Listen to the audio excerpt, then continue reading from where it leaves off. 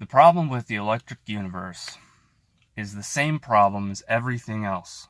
It's the same problem with physics. It's the same problem with any other kind of science, Russellian science, the Walter Russell science, any kind of electrical science, or any other cult following, or religion, or ideology. It's always the same problem. And that's why the electric universe is not special. And it's not going to be successful. And it's not going to solve any of the problems that aren't already solved by any of these other things. That problem is ontological ignorance, ontological weakness. So let's say you have a pattern in nature that's a spiral. And we call that spiral phi, or the golden ratio, the golden mean. And it's everywhere in nature. There's spirals everywhere. Spiral here, spiral there. A reasonable person could say that, well, maybe this spiral pattern might have to do something with nature. Because it's everywhere in nature. Okay, that's reasonable. You could even say, oh, maybe it's sacred geometry if you like describing nature in that way. So that's a reasonable thing to say. That somehow there's this phi geometry connected with nature. That is just an observation. There's nothing wrong with that. You cannot actually disagree with it. If you say there are spirals everywhere in nature, I mean, that's a fact. That is an absolute fact. The problem comes in when you add stuff to that. When you assume things based upon that. So what people do is they say, well, there's a spiral there. It's really pretty. There's a spiral, and it kind of like spirals in. So basically what causes that spiral is like a vortex. Like a movement of something, like a vortex movement. And that is where you start seeing some ontological weakness. What is moving? You don't know what's moving. People who say vortex will not tell you what it is that is moving. People who say vortex cannot show you movement because they've never seen movement. Sure, there's a spiral pattern in that plant over there, but do you see the plant spiraling? And is it moving? How do you know that movement caused the spiral pattern? If you're so confident that spiral geometry automatically equates to a vortex movement, then what is it that is moving? Usually when people say vortex, like a good example is a vortex of water, a water vortex. Like when you pull the drain in a bathtub and water kind of spirals in and causes kind of like a vortex. Well, in that case, the vortex is a pattern it's a pattern of movement caused by particles, basically, water particles. That's what a vortex is. Okay. If you say that the spiral pattern in the plant is caused by a vortex, then you're implying that there are some kind of particles that are moving around, and the vortex is the pattern of movement. Okay? One thing that Ken Wheeler says is that you cannot reify the vortex pattern. Well, not the vortex pattern, but there are a number of things that you cannot reify. Reify meaning make something out of nothing. Make something concrete out of something that doesn't really exist, like a pattern. Like a pattern isn't really a thing per se.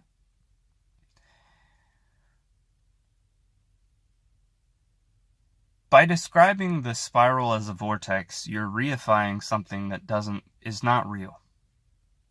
Now, Ken Wheeler, he actually does use terms like that. Like vortex and pressure. Pressure is another one. But if anyone is going to understand what I'm talking about, it's Ken Wheeler. Because Ken Wheeler is, so far, one of the few people in the electrical science world that actually knows about ontology. Now, he doesn't really use the word ontology that much, or the word monism, or any other ontological phrases, but he does know what he's talking about. But Ken Wheeler does reify things that you should not reify, like pressure and vortex. First of all, you've never seen any kind of movement. So how do you know there's pressure? How do you know there's a vortex? Pressure implies that there's some particle pushing on another particle, right? Via the common usage of the term pressure. Same with oscillation, or vibration, or wave, or frequency. Vibration is physical stuff, moving back and forth. That's what a vibration is. If you explain a mechanism by saying it's a vibration, you can't end there. You can't use the term in place of an explanation, and that's exactly what I'm talking about. That is the problem with the electrical universe, is this use of language in place of an explanation.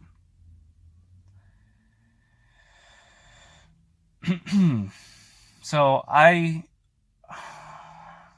make a lot of videos on this. Watch my other videos if you want a better picture, because I could just rant on forever. One thing I don't like doing is criticizing and then ending the criticism at that. I like to add to it. I like to give a suggestion. So my suggestion is, do not add stuff.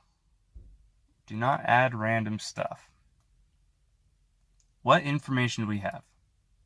Well, first of all, the use of the term information, the use of the term signal, all these different words, they don't mean anything.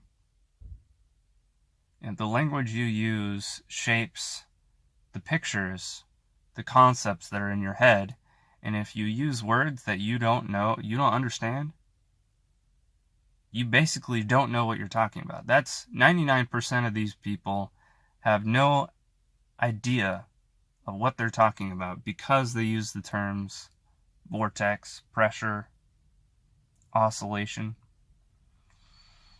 So my suggestion is to not use that language. It is a fact to say that there are spirals in nature. Spiral geometry in nature, okay?